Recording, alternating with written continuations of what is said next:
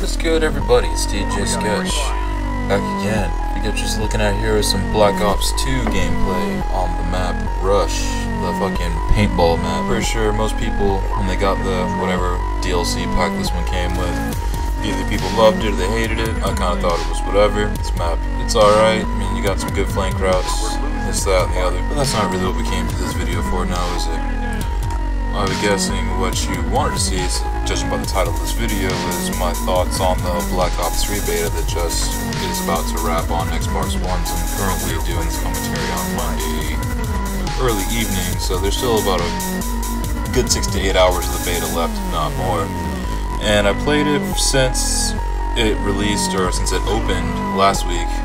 Opening, I'm using that term very, very loosely, considering that the Xbox One beta release was kind of a clusterfuck off the rip. I guess I was one of the misfortunate few that had beta codes or tokens, as they were calling them, that weren't working no matter how much you tried, no matter what time you tried, this, that, and the other. Didn't really get into the beta until about towards the end of the first day on the 26th, that I really didn't get actually any games until about 10 or 11 that evening. But that was only after that I switched my region to Japan, after all these videos went up on YouTube saying to use Brazil as a region. Which at first I was like, man, are you sure you're not going to be a console band doing this shit or something else that's fucking ridiculous?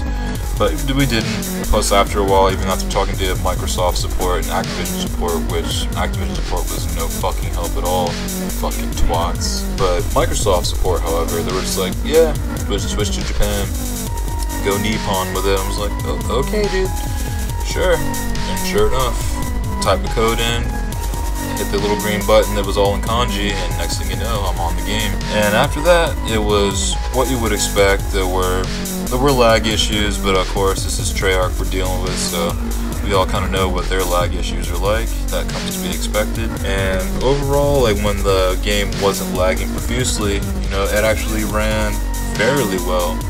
There were some things that left a lot to be desired. The gunplay, you know, compared to things like Battlefield, especially like Battlefield Hardline or Battlefield 4, like the guns, also this is like something else that a few friends that have also said that actually had a chance to check out the beta. The guns, some of them do feel weak until you got to the ones that were like crazy overpowered, you know. Those guns, they actually like felt pretty good to use, but then everything else, like you walk into a gunfight, you get fucking melted unless you're using like the M8A7, the XM.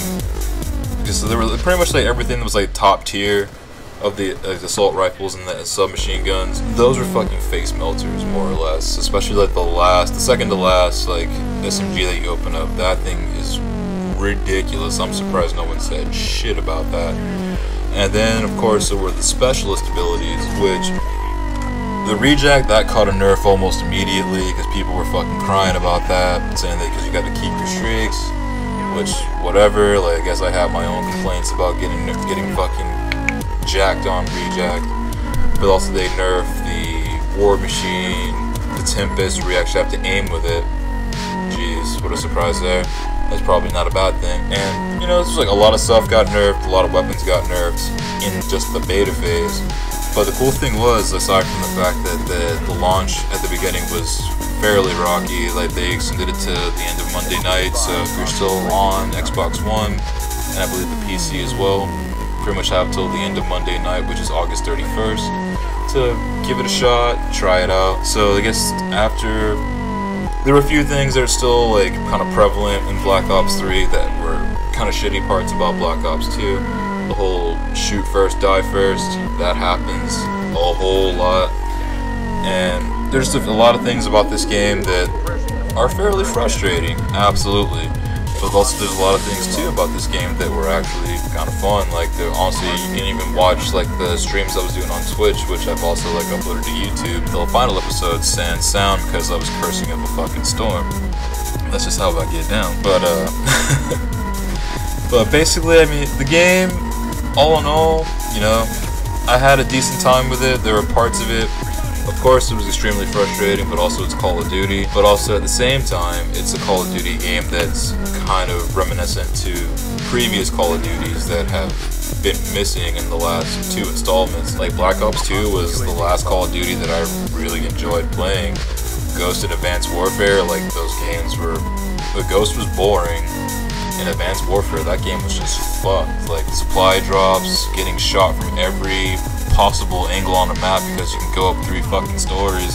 And if you don't know how to get there, you're at a disadvantage because you're just getting shot in the head by someone that's 3 stories above you. I didn't have fun with that. I really didn't have fun with that, which is case in point why I didn't play it for more than just a few months. And that's, man, thank fucking goodness Destiny came along when it did, because that gave me something better to play. But really, that's, you know, it's kind of the kind of game that's all things to all people. You have your specialist abilities, which actually double tap like the right and left bumper, just like Destiny. Gee, big surprise there. And you know, the score streaks, they actually kind of work out for what we got to see. And the beta, even though it's not like the most stable build in the world, it, you know, it gives you a fairly good feeling about what the initial or the final retail release is going to be like. So am I going to buy it? Probably, but also I'm a glutton for punishment, so I'm hoping not to regret this later on. But what do you guys think about it? If you want to say something, leave it down in the comments. Until next time, it's CJ Sketch, over and out. Thanks for checking out the vid. Peace.